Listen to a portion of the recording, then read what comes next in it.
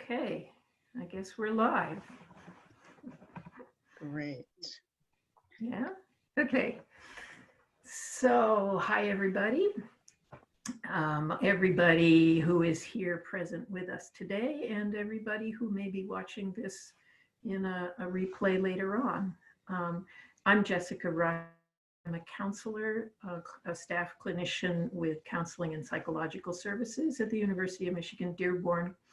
I also had earlier in my life, I had a fairly substantial career as a classical singer. And because of that work, I had to really learn how to take care of myself, not just physically, but also emotionally and psychologically. Had to deal with a lot of performance nerves, that kind of thing. So self-care has become a topic of just lifelong interest for me, and I really love sharing about it. And I especially love sharing about it with my friend, my good friend and collaborator, Rachel Eggerman. Hi, Rachel. Hi, Jessica. Thank you for inviting me here again today. It's so nice to be able to see you because I can't come over and visit right now. Rachel is a certified massage therapist and has been in private practice in Southeast Michigan for what?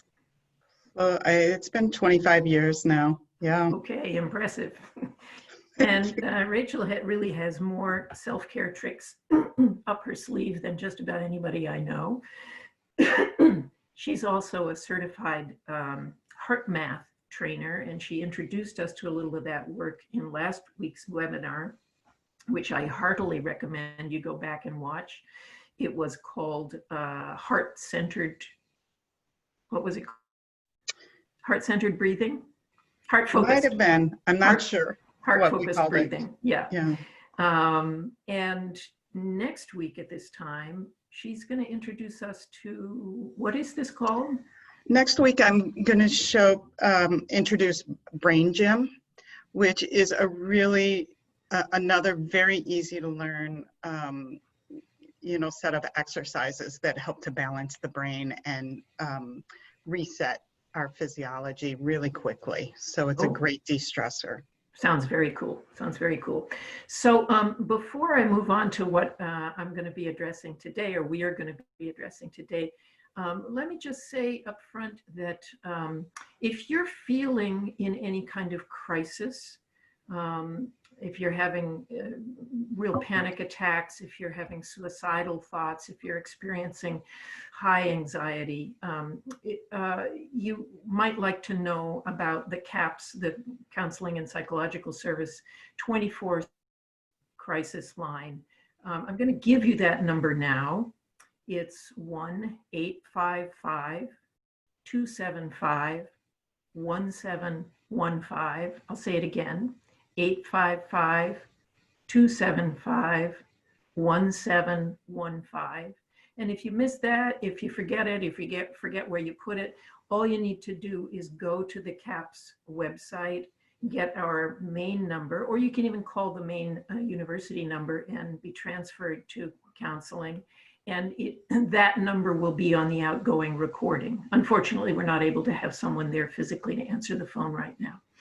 And I'll also just tell you that we have an abundance of really good resources, websites, and recommended apps and processes for self-support that are posted on our website.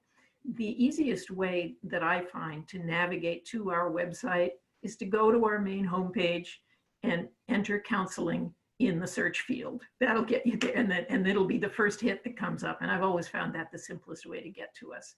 And that's where you will also find the replays of these daily webinars. Those will be under initiatives and go to programs for the daily webinars. So what I want to talk about today is more about, I kind of think of it as ongoing daily housekeeping for my mental health. And I want to share one way that we can start to be developing a practice of healthy self-talk.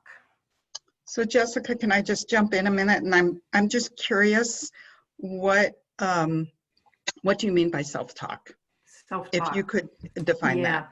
Well, I don't know about you, but chances are you're like me in that you have that voice in your head that's always commenting on stuff. Like, for example, right now, if I look out the window, oh, it's snowing. That really sucks. I can't go outside the way I like to. I can't come and visit my friend because of this quarantine, and what a drag that is. And I did really lousy on the calculus exam, and why didn't I study more? I must be really stupid. Okay. Yeah, I think I get it. So it sounds like I was listening to an interview like just earlier this week where someone was talking just about this, and he called that voice in the head the annoying roommate. So it sounds like that's what you're talking about. I love that, the annoying roommate in your head. Yeah, right.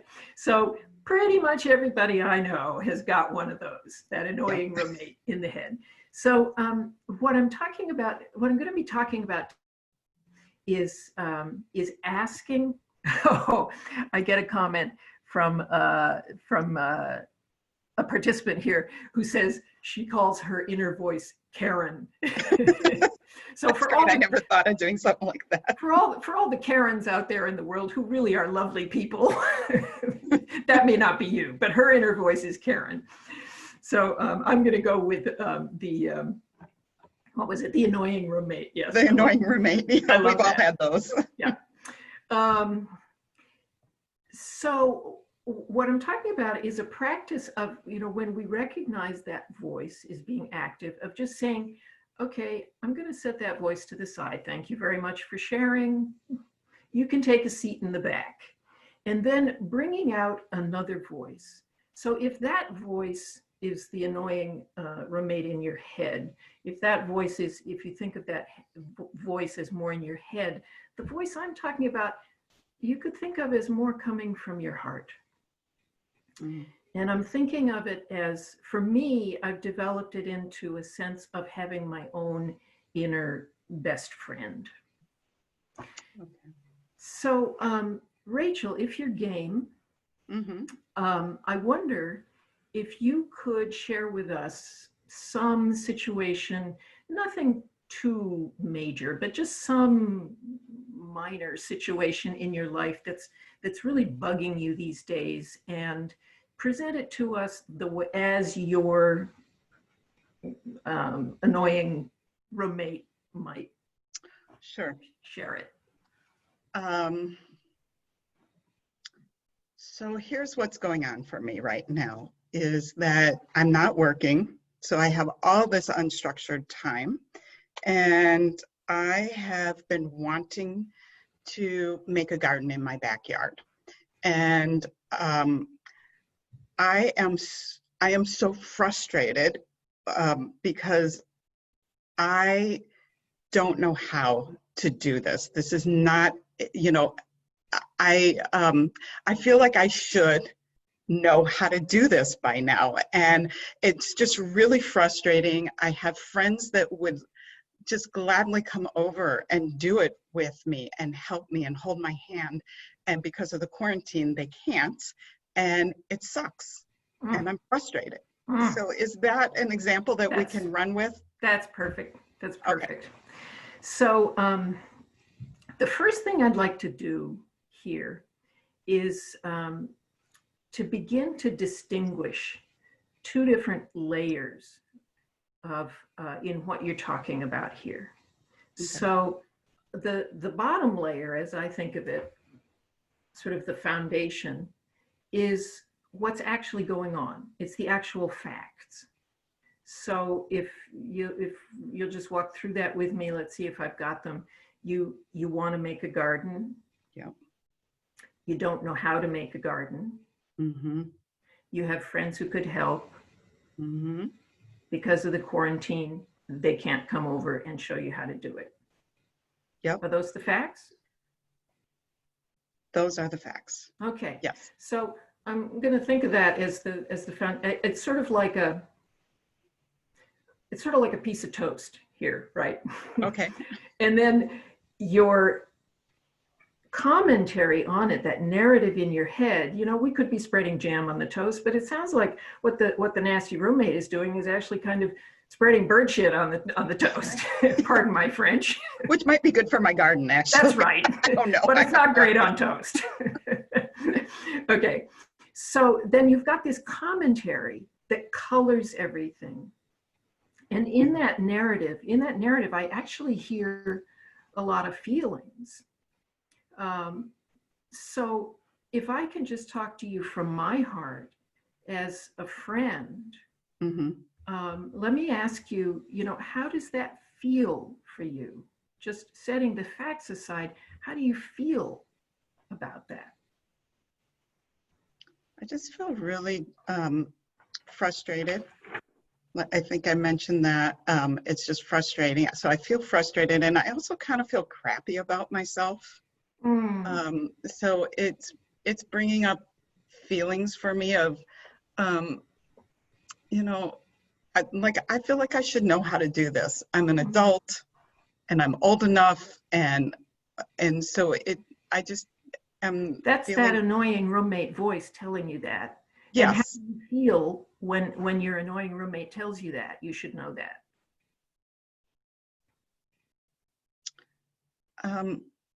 I just feel really stuck. Is that like, it's just like, ugh, Yeah. that Okay. it's hard for me to put it in words, but it's just like, ugh. Yeah, I get that feeling. Yeah. It's easier for me to animate it. Yeah. So as your friend, I wish I could be there. If I were there, I would put my arm around you. Yeah. So just imagine that I'm putting my arm around you. Yeah. And I'm telling you, Rachel, I get it. It feels cramped. It feels stuck. You feel frustrated. I know what that feels like. I'm with you. I'm right there with you in my heart.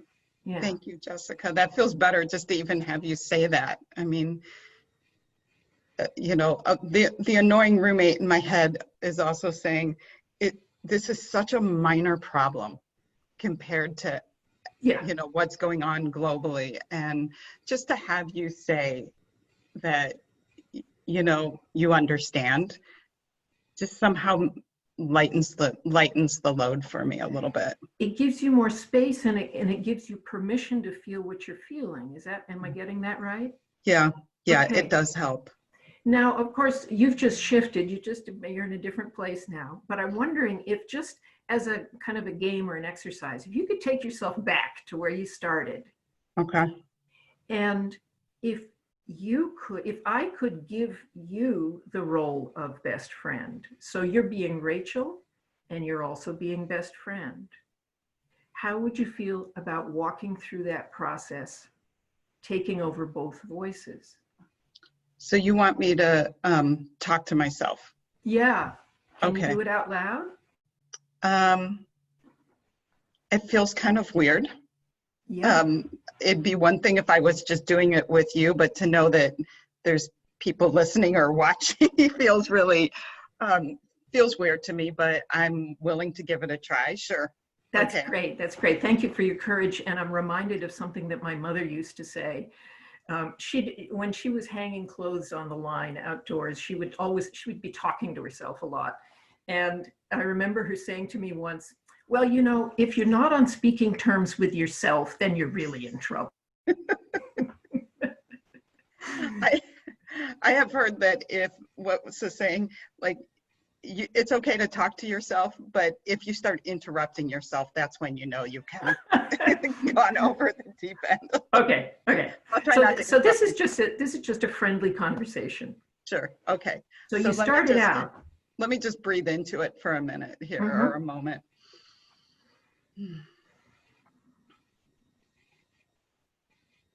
So what I want to do is pretend, like, imagine that, like, let's say it's you that has the gardening issue, and I'm gonna be, it's like, what would I say to you? Yeah. But instead I'm saying it to myself. Yeah, that's a perfectly good way to look at it. Okay. Maybe easier than, yeah. That helps me a little bit. All right, so what I want to what I want to say to myself is, Rachel, these are really challenging times. And you can do this, and it's really hard. Yeah, I get it. And a lot of people are finding things challenging right now, and it's okay. And even though it may feel like, you know, not that big in the whole scheme of things, this is what's up for you. And it's just okay, Rachel. And yeah. And then I just want to give myself a hug. Oh, yes, please. Yeah, we are all hug deprived. Yes. And, you know, the first time I gave myself a hug, it felt pretty goofy. but now it's like a daily. Yeah. Yeah, it does feel really good. It does. Yeah. So and I feel like I can take a deep breath now. Oh. Yeah. Oh. Yeah. Yay. Okay. So now from this place, now that you've talked yourself through that, from this place, if you go back and you look at the garden question, if you look at that piece of toast, if you look at those facts, does anything feel or look different to you? Well, now that I'm less charged up about it, right away, I know I can call. I have a very close friend who's a master gardener, and I know that I can just call her. I could even do a Zoom with her if I wanted to. And she would gladly, she's not working right now either, and she would gladly be on the phone with me for an hour telling me, you know, what to look up online, how to order materials, or, you know, where to start. Because I have seeds at home. She's given me seeds, and she would even go through the seeds and tell me what to do exactly with each seed. Yeah. So it feels like, you know, even though it's not the support that I would, you know, want in ordinary times, I can reach out to her. It's not that hard. So where are you at with the stuck feeling now? Oh, right. I feel like I can move forward now. Like I feel like I'm thinking clearer, and I can move, you know, I can actually have an action plan. But even though it's snowing today, I can go out I can give her a call today and ask her for advice. You can take her out there on your. Yeah, I could. Right. Here's my garden. Yeah. So it's like we when we come into one of those places, you know, where the annoying roommate is saying, you know, it's like we get stuck like that. And then we keep looking at it in one way. And the more we look at it in that same way, it's like, it feels kind of like banging our heads against the wall, and it hurts. I mean, emotionally and psychologically, we hurt ourselves with that. And what you've done, what you've shown us so beautifully, and I really thank you for it, is how we can kind of just ease up on ourselves in there. And when we do, then it's like, oh, well, I don't have to go that way. I could go this way or that way, or maybe around, or, you know, it's the whole picture becomes, it opens up. Yeah, I like that visual a lot. And this is last week when we did the HeartMath, one of the things I love about the HeartMath that I use and that I share with people is that it's a way of getting out of that stuck place. And but sometimes when I've got this crazy, I don't want to use that, but when I have this story that I'm spinning in my head that I can't move forward, it's hard for me to even get in my heart. And this is another way for me to do that, is to actually pull up that best friend in myself and talk to myself. So I really like that. I like being able to access it this way too. Yeah. So what you were showing us last week is how to access that more expanded state through the physical. And I'm talking more about how to access it more through the verbal. But we're both talking about connecting with your heart, because when you began to talk to yourself as a genuine friend, it was kind. You know, I felt you talking to yourself with the same kindness that I have often heard you talk to me. right? Yeah. Yeah, Yeah. so we all have that. Yeah. And we need to access and activate it for ourselves. Yeah. This is great. Yeah. So, you know, connecting back to that, what you were telling us about HeartMath last week and about how, you know, our electromagnetic field radiates out beyond us, could you say a few words about why it matters whether I feel better or not? Well, sure. On just a basic level, just for myself, you know, when we feel better, we're able to think clearly. Um, but with the HeartMath Institute, what they've been able to show is that not only when I'm thinking more clearly and that I have a positive, let's say, an uplifting emotion in my field, like right now, I feel like really jazzed up about doing the garden and I don't feel so stuck anymore. And that radiates from my heart and it fills the field and it will affect the environment around me. So it will affect the people in my environment, but they've also been able to measure that it will affect in a positive way the plants and the animals. I live with a dog, so I know if I'm frazzled, my dog will start showing me that. And so if Ah, I'm in a calm place, my dog is like calm too. And so it's so you're, it's like you're feeding that vibration into the world. exactly. I know people talk about the butterfly effect, and that this is very similar in that, you know, when we have and our emotions are radiating out to the field and they affect not only ourselves but the whole field. So right now there's a global field that is filled with a lot of fear and anxiety, Mhm. and when I can just it feels like just a drop of calm into the field, but it does ripple out. Yeah, Yeah. it's got that stone in the pond ripple effect. Yeah, Yes, and what absolutely. I love about right now is that you know, current technology, we actually have the tools to measure it. So it's not just this thing that we imagine, that, Right. you know, there is the measurable science behind it that How cool is that? is really cool to see that. Yeah, yeah. Yeah. It's as though science is finally catching up with what centuries old spiritual traditions have been identifying for, yeah, for millennia. Yeah. So when you say about there being so much, I forget the exact words, I think you said fear in the Yeah. kind of the global vibe, we could say the planetary vibe. Yeah. I think it's very important for all of us to develop a practice of disconnecting from that fear vibe and grounding ourselves in this sense of inner kindness and caring.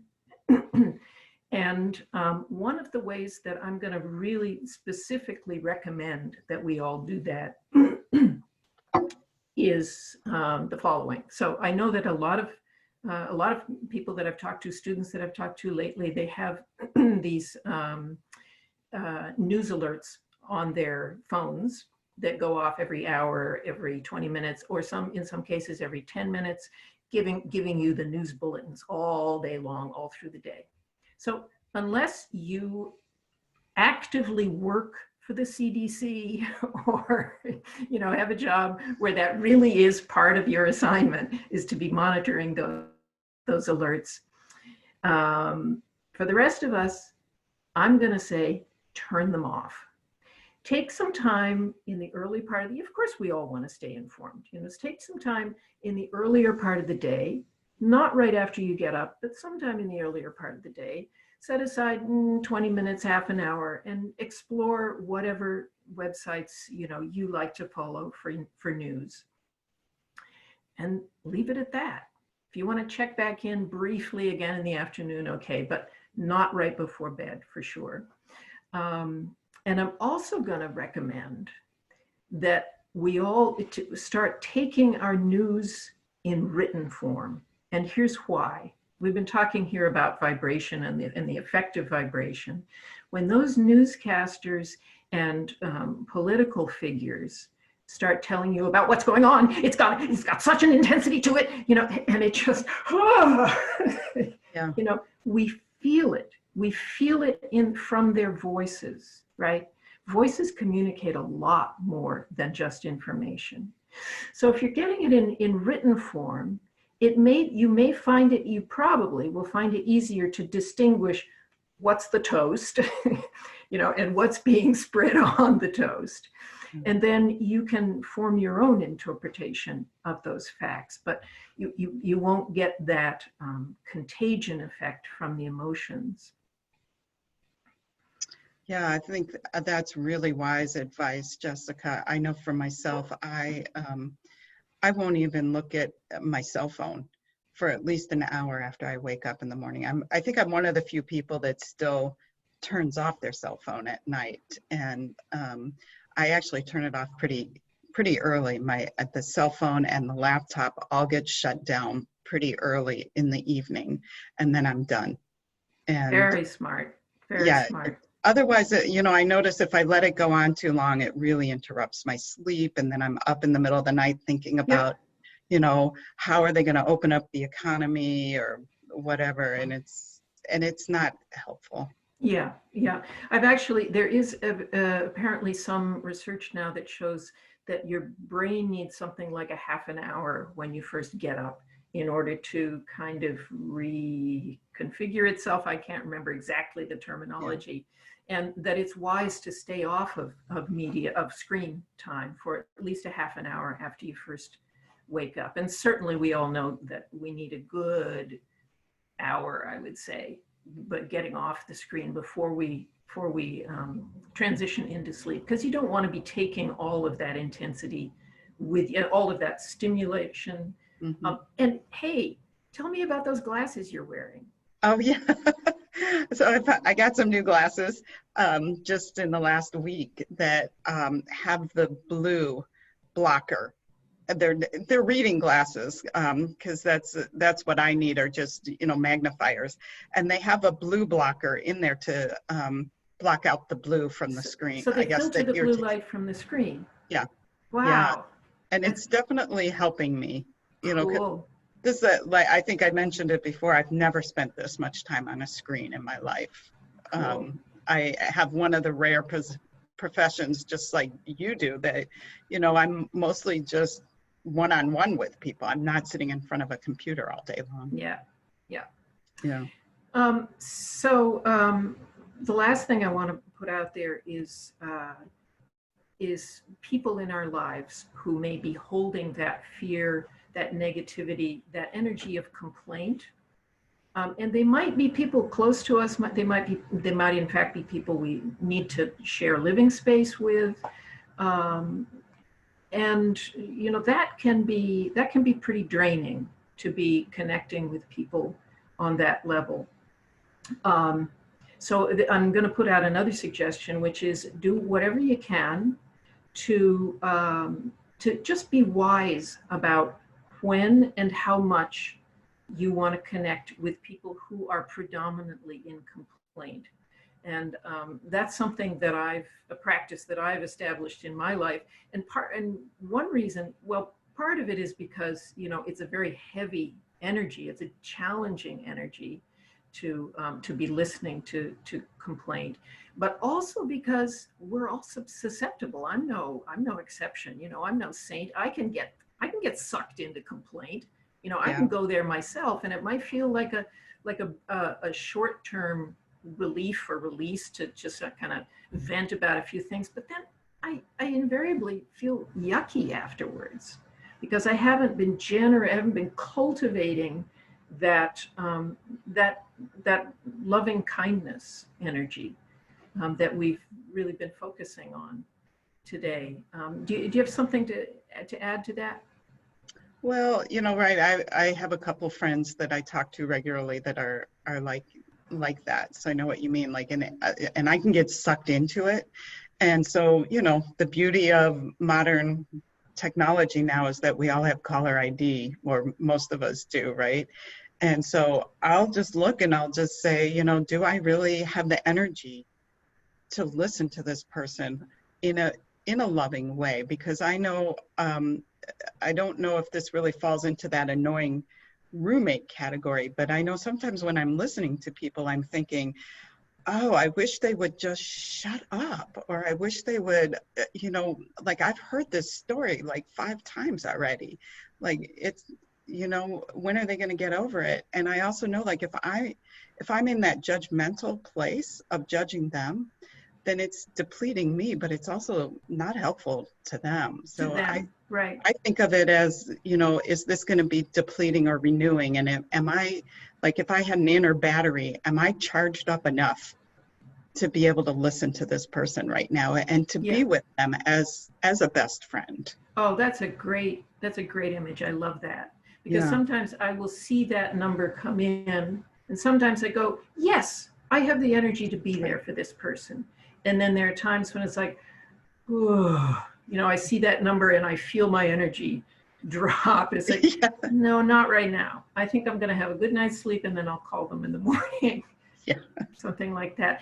Because emotions are contagious. I was listening to Deepak Chopra. He's one of our national treasures, really. He's a medical doctor and a healthcare expert. But he also was born and raised in India, so he brings in that whole Ayurvedic aspect. And they've been bringing him on to CNN on a regular basis to talk to us about, how we can be taking care of ourselves and each other through this. And I heard him say the other evening that he points out that emotions happen outside of time and space. Now, I can't really get that with my mind. I don't really understand that, but I think that's what he's saying. It doesn't happen in the mind. It happens outside of linear time, and that emotions are contagious. So if I'm in that feeling of negativity, it is spreading whether I have contact with you or not. So it's not like a virus where I need to be up close. It's spreading, to my neighbors who I can't even see, and sometimes can't even hear.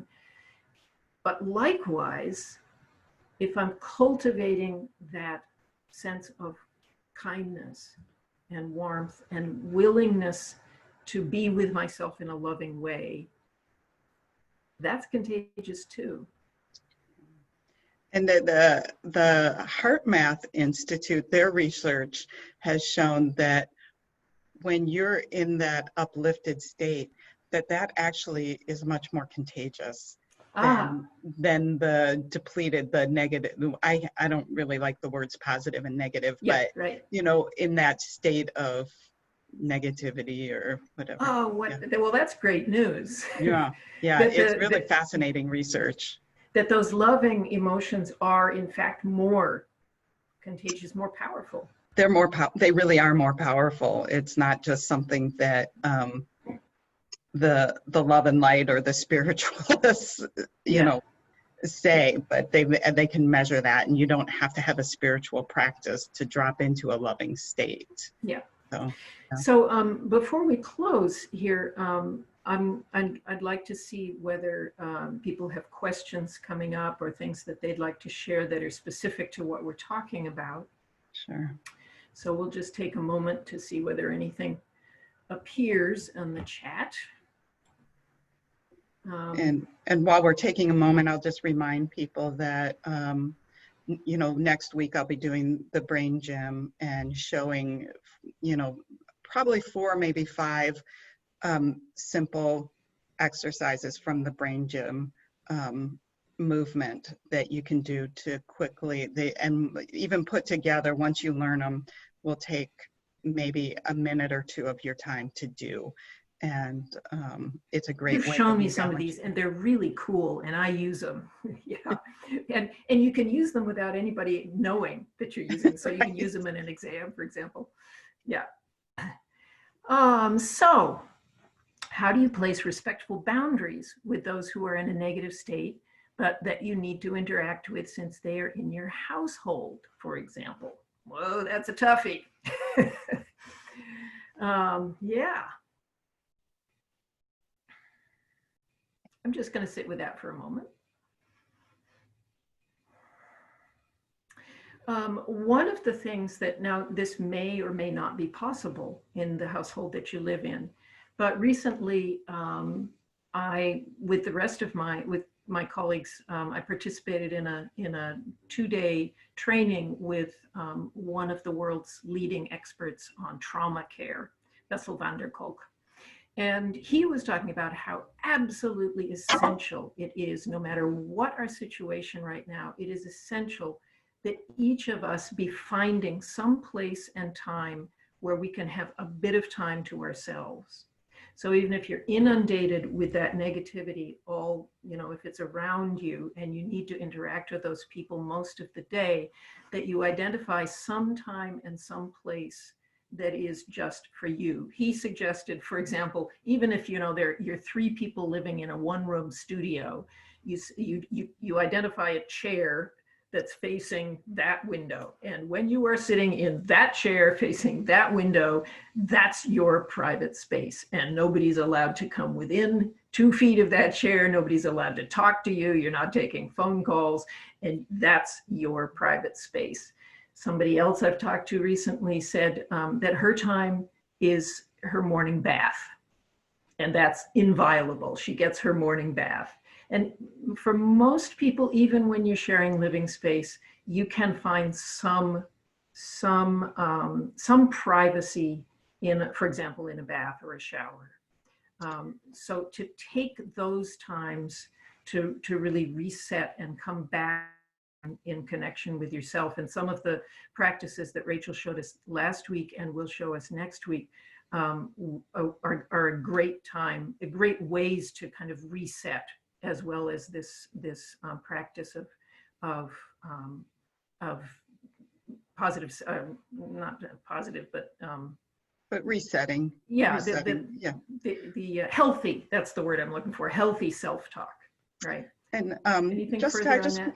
I want to just elaborate a little bit on the setting boundaries, because the bathroom is a beautiful place to just go, and my husband leaves books in the bathroom, and especially when we had a child living with us at home, he would go in there and just read. And that was his alone time. So there's always that possibility. But if it is possible, languaging wise, just to even be able to tell people without it, and I know this isn't always possible with everyone, but if you can tell people, I'm feeling really depleted right now, and I do want to hear what you're saying, and right now is not a great time for me. Like, can you just give me some quiet right now?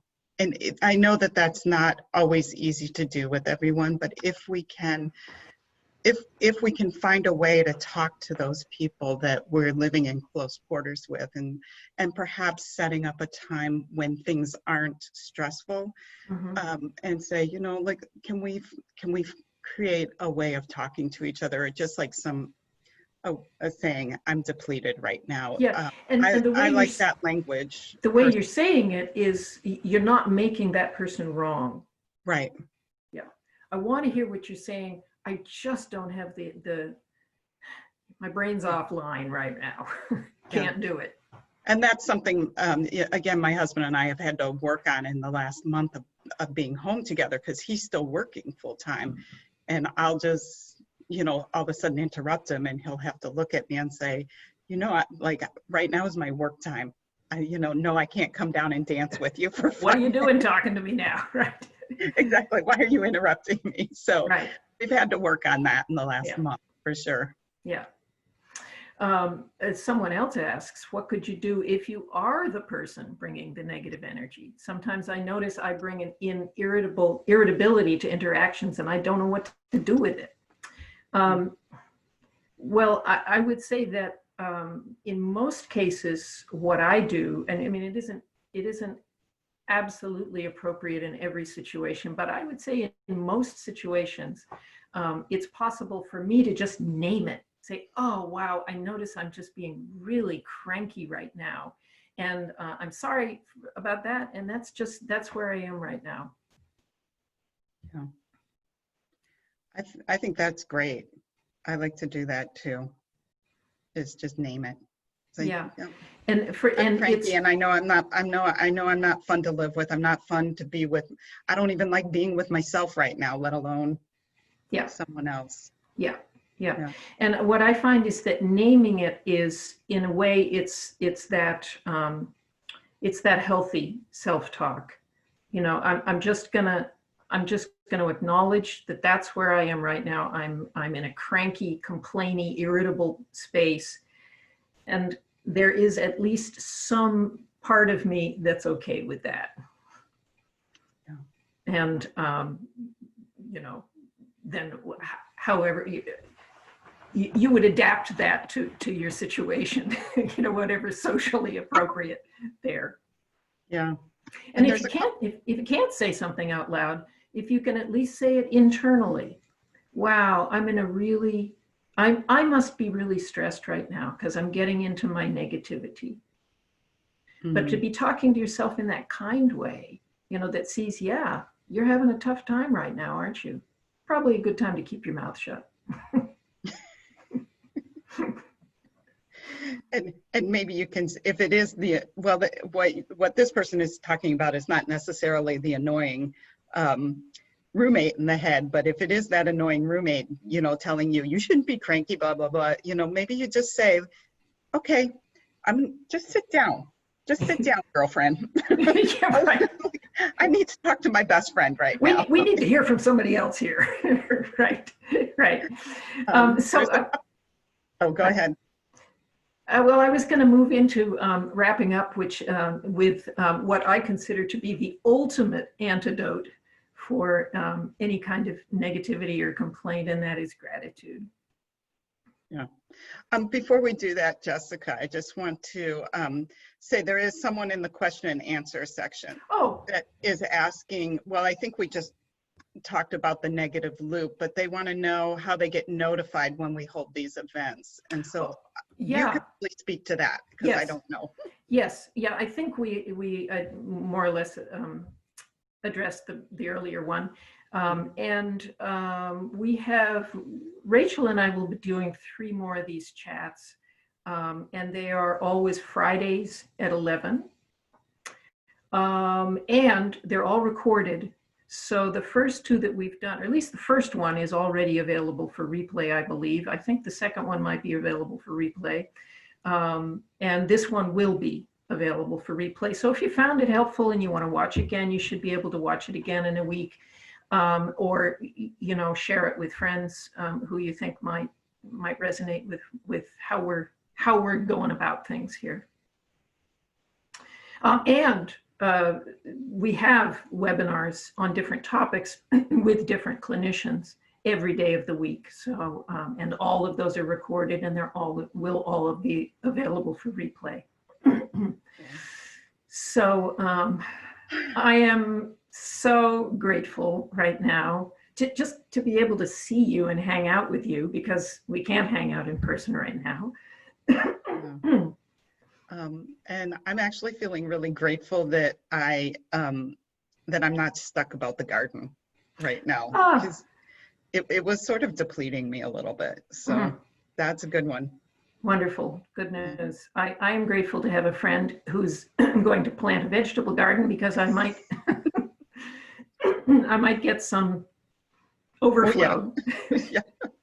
I'm also, you know, I want to just say how, you know, if anybody who would like to share a gratitude in the chat, please do, and I'll read it out, unless you say you'd prefer I not read it out.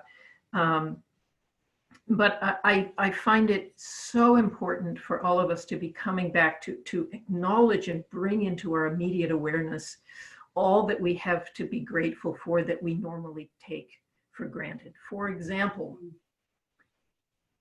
this is a glass of clean water that I have to drink right now. Not everybody has that on the planet right now. A lot of people don't have that. I have a roof over my head.